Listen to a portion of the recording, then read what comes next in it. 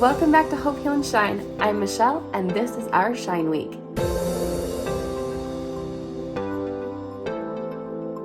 Welcome back. This is week 4 of February 2021, and earlier this month I had a video on gratitude.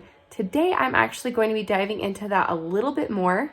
So I mentioned in the other video how gratitude is an amazing practice for finding hope in your life, but it is also a principle of empowerment because you are choosing what to focus on in your life.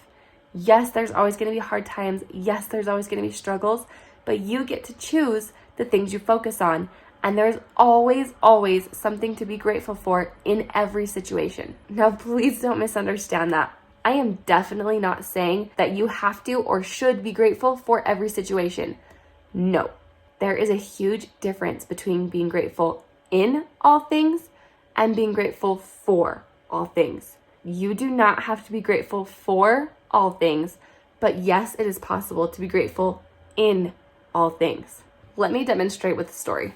So in my first year of marriage, my husband and I lived in an apartment where our neighbor was murdered. You heard that right, murdered. And unfortunately, my husband and I heard the entire thing, which made us witnesses to this murder. Now, when we went to give our statement to the police officer, he had some great words of wisdom for us. He told us that it was very important that we go and seek therapy because of the things we had experienced. Otherwise, there was a good chance this experience would turn into PTSD down the road. So we did. I can tell you that going to that therapy, the only day we talked about the murder was our first day of therapy. Every other day with that therapist was talking about other hard things that you deal with in your first year of marriage. My husband was not super open to going to therapy before that experience, but it really opened the door to us going to a number of different therapists over the years, which has been a tremendous help and blessing to us in our individual lives and in our marriage. So I can tell you that I am definitely not grateful that my neighbor was murdered. That feels like something that is absolutely inappropriate to be grateful for. But I can tell you that despite the crappy circumstances we found ourselves in, we found something to be grateful for in that situation, even though we weren't grateful for the situation itself. I was so grateful for an officer suggesting we go to therapy. I was so grateful that my husband's school offered free therapy because it was not something we could afford at the time. And I was so grateful that my husband was willing to go to therapy with me, which then led to us going to more therapy down the road, which was much needed. So similarly with this, I want to make it very clear that I can find things within my year of abuse that I can be grateful for. But again, I think it's highly inappropriate to ever say that I am grateful for the abuse occurring or for my abuser. I've heard other survivors preach that if you have learned something from your abuse, that you then have to be grateful for your abuser for teaching you that. I'm gonna call BS on that one.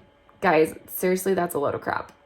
Your abuser didn't teach you anything. You and God and maybe the people who supported you through that time, those are the people you can thank for getting through that experience. Your abuser doesn't get credit for teaching you hard things. No, I'm sorry. That's ridiculous in my opinion. And you know what? I'm sure that might rub somebody the wrong way because I have heard that advice given by many other people. And it just didn't sit well with me for years until I finally realized, that worked for them.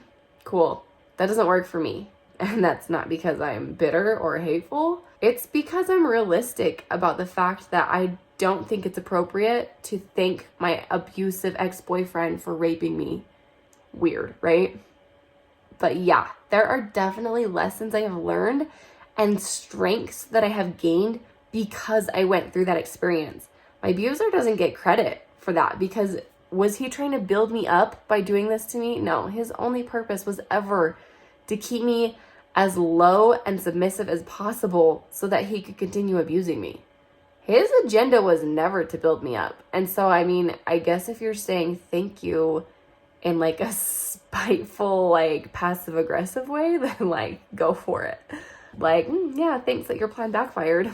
Look at me, I'm stronger than ever. But besides that, it really just feels very inappropriate to me to say that you're thankful to this person. So please, if you've been given that advice or have heard that advice from other people and it hasn't sat well with you the same way that it just really did not sit well with me, just throw it out.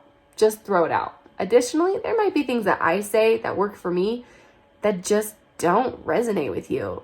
Guess what? Set them aside, and maybe they'll never resonate for you and you can throw them out. Maybe it's something that a few years down the road, when you are at a different place in your healing, like, okay, I can now identify with this thing you said. I get that not everything I say is going to fit every situation or going to resonate with every single person. And that's fine. These are the things I have learned. These are the things that have helped me. So if they're not working for you, just set it up on the shelf.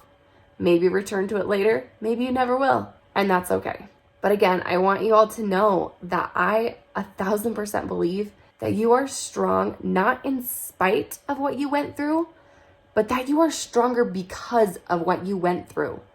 And again, that is giving no credit to your abuser. That is not being thankful for the abuse, because that's kind of messed up. But it's giving you and God credit for making you a stronger person through adversity and through trials. That is the beauty of this life, is that no matter what we go through, we get to choose whether those things will make us stronger or if we choose to stay victims. I talked last week about the importance of acknowledging your victimhood, but not living there. We don't ever want to stay a victim, because then our abuser wins. And guess what? They are not stronger than you, and they don't get to win. This is your life. You get to win. You get to say how it ends. And starting from today, you get to pick up the pieces and build whatever beautiful life you want. It is not too late for whatever glorious future you had envisioned for yourself. I promise you, it is not too late. It is not out of your reach. You are perfectly capable of doing that. And I'll tell you what, because of the struggle this person put you through, you are now better equipped to handle the struggles of the future and the hardships of becoming that person you wanted to. You are closer, not farther away. I promise you that you are stronger, not weaker, because of the things you've gone through. But you have to make the choice to see that. You have to make the choice to tap into that strength and to bring it forward, because it's not just instantly present. It is something that you discover through your healing.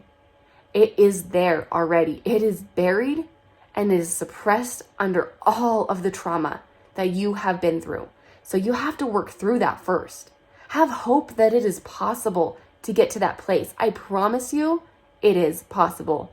And that strong self that you are longing to be, that person is in there. But you have to go through the healing first. And little by little, that stronger self grows bigger and bigger until the point that it cannot be contained by your trauma anymore. And that is the beauty of healing. That is the beauty of having hope and a glorious future and pushing through the pain of healing and maybe digging up and scrubbing out those old wounds that have just been festering, waiting for you to heal them. I promise you that healing is possible with God's help and with your own efforts. Healing is possible. A stronger, better version of yourself lies on the other side of your healing and your pain. Keep fighting for that, because you absolutely deserve to have a happy, beautiful life. I will talk more on this topic in next month's Shine video. I hope this week I was able to help you see the difference between gratitude in all things and for all things, because that is a concept that took me a long time to understand. But I have definitely seen the benefit of choosing to find strength and purpose in my suffering, and of not giving credit where credit is not due. You and God deserve the credit for the strong, beautiful person you are becoming. Don't give your abuser any of that. Let me know what you guys think of this concept by commenting below. Like, share, and subscribe. I will see you all again next week for our Learn video. Thank you all so much for watching. I will see you again next week. Bye.